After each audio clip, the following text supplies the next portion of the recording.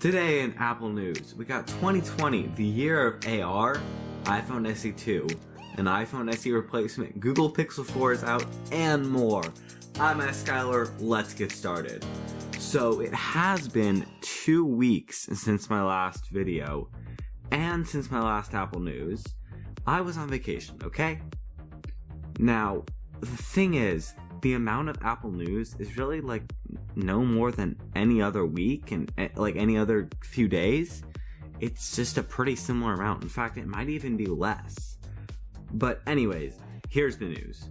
So could 2020 be the year of AR for Apple? Now hold on. Don't leave yet. You're probably either thinking, what even is AR? That's boring. Or every year is the year of AR and it never gets good for Apple. This year or next year, 2020, I think could be very different based on some reports, some news stories coming out, and just a lot about AR. So one, Apple's AR headset, which could look like this, but this is just a total concept by iDrop News. There's really not much we know about design. It probably wouldn't be as cool as this, but this is a really cool looking design. And we will also see new 3D sensors on the back of the iPhone, just for making better AR on the iPhone. But these glasses are what I find really cool. And we're actually seeing a lot of stuff now, seeing that we really could see these in 2020. Now, this is very similar to Google Glass. That's the level we're looking at here. Very similar to Google Glass. Probably running off of your iPhone's processor, things like that. And I imagine it in my head very similar to the Apple Watch. But it's gotta have something different or people won't buy it.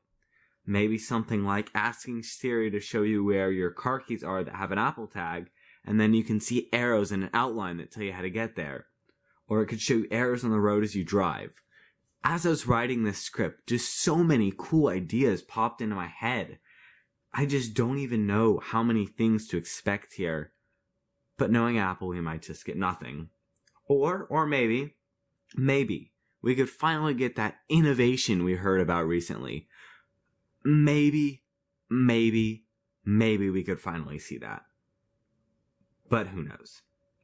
The iPhone SE 2 is really coming together, with another report from Ming-Chi Kuo.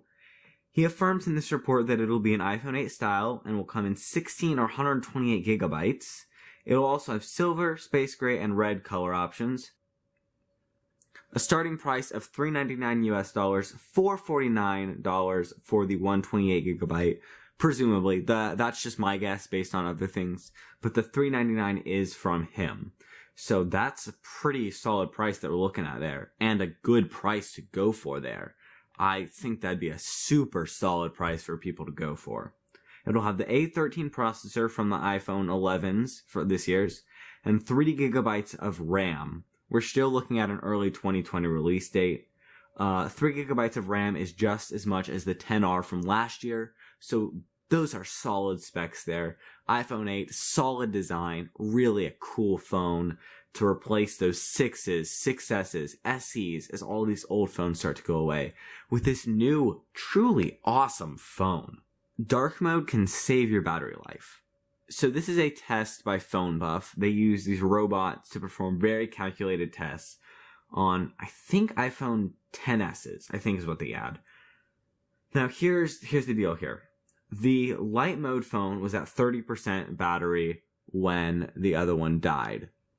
But, there are some stipulations here. Keep in mind this only applies to OLED phones. That's the iPhone 10, 10s, 10s Max, 11 Pro, and 11 Pro Max. So not the 11, 10R, not the 8, not the A+, not the 7, none of those apply to this. But the OLED models have better battery life, but obviously only in apps that have dark mode set up. So you will probably see battery life improve if you use dark mode as more apps become supported. So hey, in the right circumstances, dark mode, which looks great, can save you battery. That's awesome. Apple leaked in iOS this icon here at the bottom, which is for the 16-inch MacBook Pro. It is the same size as the current 15-inch MacBook Pro, but with smaller bezels, which you can kind of see there. It will be coming out Actually, no one really knows when it's coming out. Could be this year, could be next year. We're not really sure at this point. Google recently released their new flagship phone, Google Pixel 4. The Pixel 4 has a huge chin. You cannot really see the chin or the notch here because their pictures cleverly disguise it, but it's got a pretty big chin at the bottom of the phone and notch at the, not a notch actually, it just has a forehead. So like this, pretty much on a new flagship phone.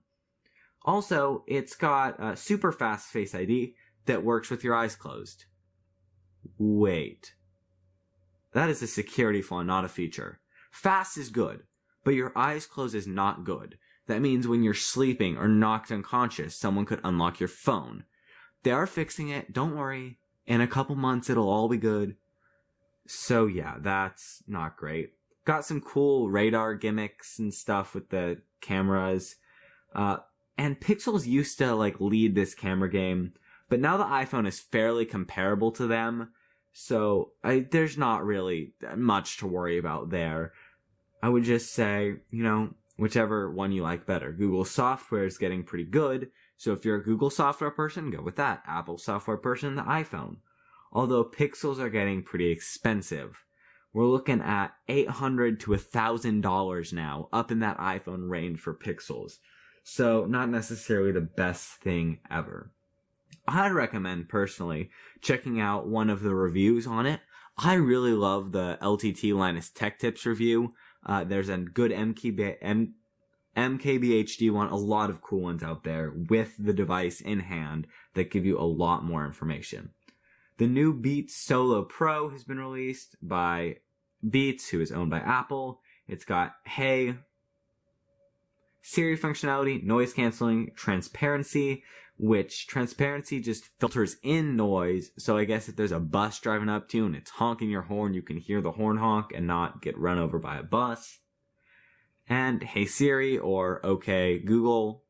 Oops, sorry if that messed with your devices. And yeah, that's the Beats Solo Pro. Pretty expensive, but really nice headphones. Man, Beats are nice. Apple TV app now on Roku devices. iOS 13.1.3 is available with bug fixes and improvements. But you probably have updated. If not, I guess you can if you want to. I did, and I'm Skylar. Thanks for watching. Bye.